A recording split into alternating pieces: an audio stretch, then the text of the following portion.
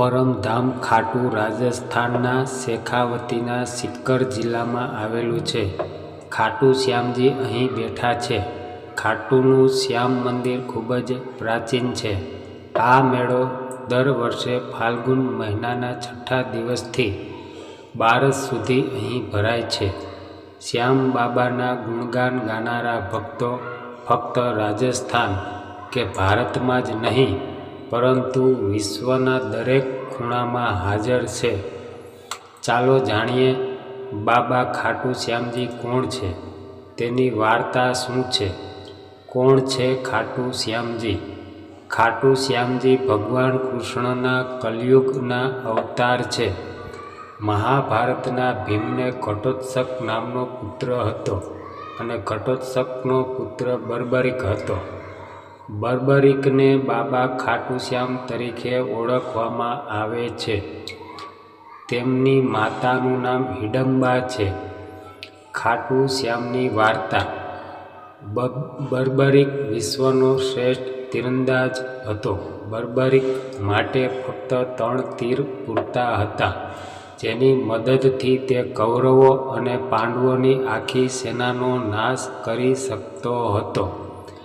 યુદ્ધના મેદાનમાં ભીમના પુત્ર બર્બરિકે 2 છાવણીઓ વચ્ચેના મધ્યમાં પીપળાના ઝાડ નીચે ઊભા રહીને જાહેરાત કરી કે તે હારનાર પક્ષ તરફથી લડશે. બર્બરિકની આ જાહેરાતથી કૃષ્ણ ચિંતિત થઈ ગયા. જ્યારે અર્જુન અને ભગવાન કૃષ્ણ ભીમના પુત્ર બર્બરિકની બહાદુરીના ચમત્કારને જોવા માટે હાજર થયા, ત્યારે બર્બરિકે તેમની બહાદુરીનો માત્ર એક નમૂનો બતાવ્યો. કૃષ્ણએ કહ્યું કે જો તું એક જ તીરથી આ વૃક્ષના બધા પાંદડા વીંધી નાખ તો હું સહમત થઈશ. બર્બરિકે પરવાનગી લીધી અને ઝાડ તરફ તીર છોડ્યું. જ્યારે તીર એક પછી એક બધા પાંદડાઓને વીંધી રહ્યા હતું, ત્યારે એક પાંદડું તૂટીને નીચે પડી ગયું. કૃષ્ણએ પાંદડા પર પગ મૂક્યો અને તેને છુપાવી દીધું કે તે વીંધાઈ જવાથી બચી જશે. પરંતુ તીર બધા પાંદડાને વીંધીને કૃષ્ણના પગ પાસે અટકી ગયું. પછી બર્બરિકે કહ્યું, પ્રભુ, તમારા પગ નીચે એક પાંદડું છે. કૃપા કરીને તમારા પગ ખસેડો, કારણ કે મેં તીરને ફક્ત પાંદડાઓમાં જ વીંધવાનો આદેશ આપ્યો છે, તમારા પગમાં નહીં. આ ચમત્કાર જોઈને કૃષ્ણ ચિંતિત થઈ ગયા. ભગવાન કૃષ્ણ જાણતા હતા કે બર્બરિક પોતાના વ્રત મુજબ હારનારને ટેકો આપશે. જો કૌરવો હારતા જોવા મળે તો તે પાંડવો માટે સમસ્યા ઊભી કરશે, અને જો પાંડવો બર્બરિક સામે હારતા જોવા મળે તો તે પાંડવોને ટેકો આપશે. આ રીતે તે એક જ તીરથી બંને પક્ષોની સેનાઓનો નાશ કરશે. પછી ભગવાન કૃષ્ણ બ્રાહ્મણનો વેશ ધારણ કરીને સવારે બર્બરિકના છાવણીના દરવાજા પર પહોંચ્યા અને દાન માંગવા લાગ્યા. બર્બરિકે કહ્યું, માંગો બ્રાહ્મણ, તમને શું જોઈએ છે?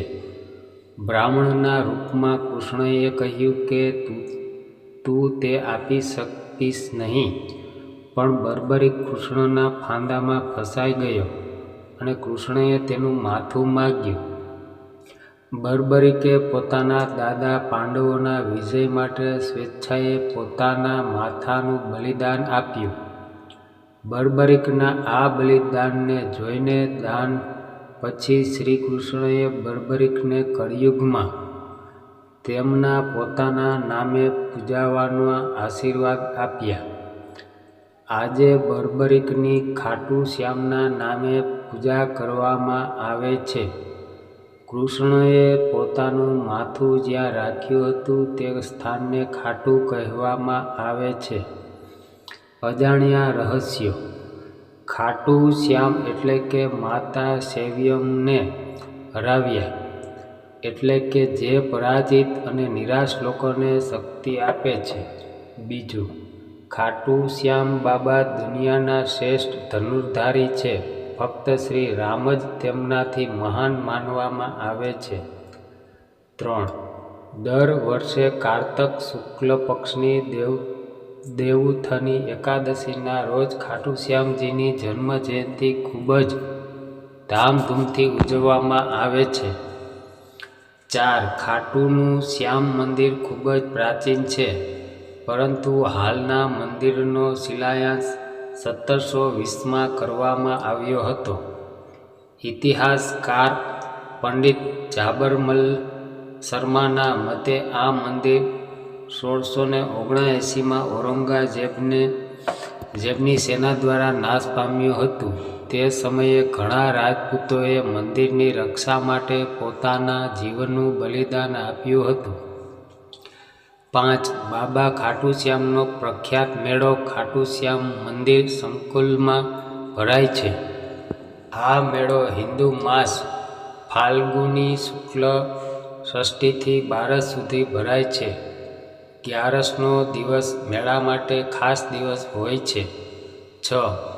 બાર્બરિક દેવીનો ઉપાસક હતો. દેવીના આશીર્વાદથી તેને 3 દિવ્ય બાણ મળ્યા હતા, જે તેમના લક્ષ્યને વીંધીને તેની પાસે પાછા આવતા હતા. આ વિજયને કારણે બાર્બરીનો અજય હતા. બાર્બરિક તેના પિતા ઘટોત્કચ કરતાં વધુ શક્તિશાળી અને માયાવી હતો. 8. એવું કહેવાય છે કે જ્યારે ભગવાન કૃષ્ણએ બાર્બરિકનું માથું માગ્યું ત્યારે બાર્બરિકે આખી રાત ભજન ગાયું અને ફાલ્ગુન શુક્લ દ્વાદશીના દિવસે તેણે સ્નાન કરીને પૂજા કરી અને પોતાના હાથે તેનું માથું કાપીને ભગવાન કૃષ્ણને દાન કરી દીધું. 9. પોતાનું માથું દાન કરતા પહેલાં બાર્બરિકે મહાભારત યુદ્ધ જોવાની ઈચ્છા વ્યક્ત કરી.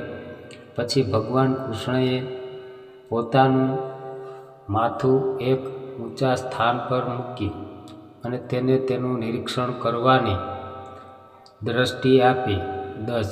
યુદ્ધના અંત પછી જ્યારે પાંડવો વિજયનો શ્રેય કોને આપવામાં આવશે તે અંગે ચર્ચા કરી રહ્યા હતા, ત્યારે ભગવાન કૃષ્ણએ કહ્યું કે ફક્ત બાર્બરિકનું માથું જ આ નક્કી કરી શકે છે.